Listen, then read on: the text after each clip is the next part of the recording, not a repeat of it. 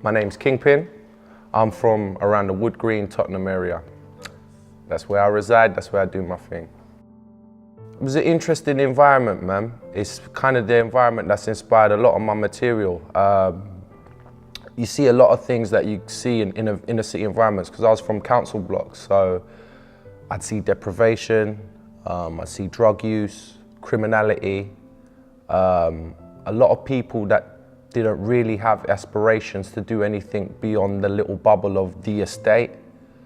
And for whatever reason, I feel like I had a slightly different mindset from a lot of the people that surrounded me.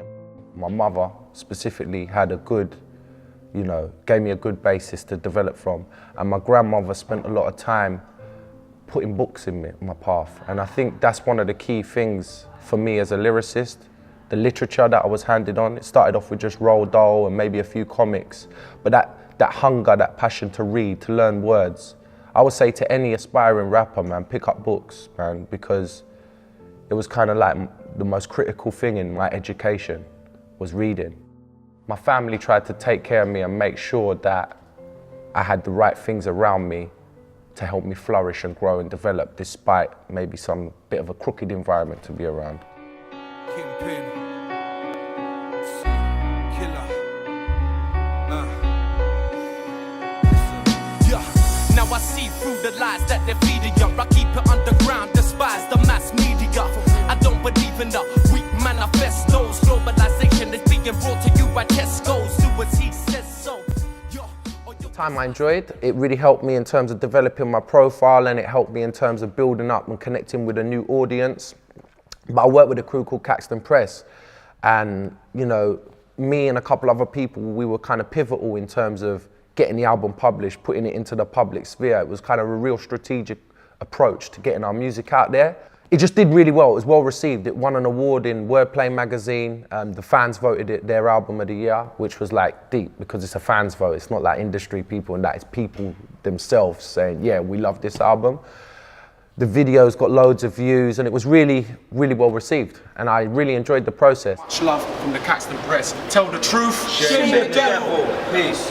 I'm running to escape the madness, running through the pain like I'm Paula Radcliffe, running from the tax man, running from the cops. Yeah, I'm going nowhere like I'm running on the spot, but I can't stop, I can't escape. You see, I'm being caught up by my past mistakes. An album called Derelicts of Dialect. I remember listening to it, and it was rap. It was straight up rap. And I was like, I like this. I really do like this lyricism, this flow, the beats.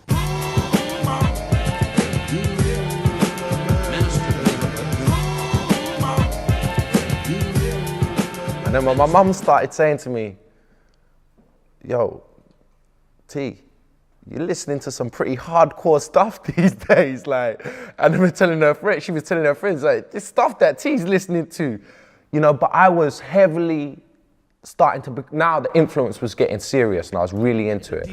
Yeah, it's real, I'm moving independently. Used to come with the crew, but now I'm forming a single entity. And honestly, I'm on a completely different pedigree. Fundamentally, intellectually, technically, none can step to me, not even posing a threat to me. Can't connect with me, where I be living careers in jeopardy. It's extrasensory, communicate telekinetically. I'm leaving a legacy whenever I'm rapping upon the melody. I'm big on growing my own food, and that kind of come about following, like, my dad recently passed away from cancer, and I have a friend that's been diagnosed with it who's not too much older than myself. So I think the big cancer is something that it's had a prevalence in my life of recent, and I lost my father to it. And you can be defeated by something, or you can fight it. And I think that was something that I chose. When that happened, I wasn't a fatalist, like, oh, well, it could happen or it might not happen to me or whatever. I began fighting it straight away. So I stopped smoking. I started growing my own food because I know that's a trustworthy source.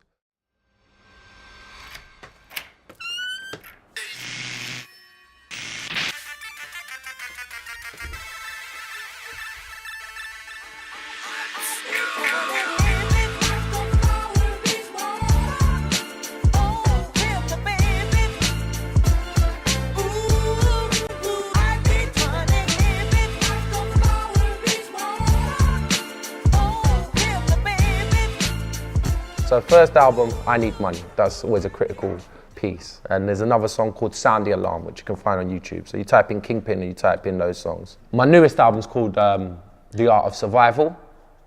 And I'm now just starting to publish my work from that album. I'm back on the map since the moving on from Kton Press, the first project I put out since then. And yeah, Capital Punishment. Yo, right now I'm up in this capital, boy. Know how much it costs just to live out here? Just to eat and breathe? Shit. Nah, average deposit £65,000. What? How's a man supposed to live out here? Yo, let me talk to him for a second.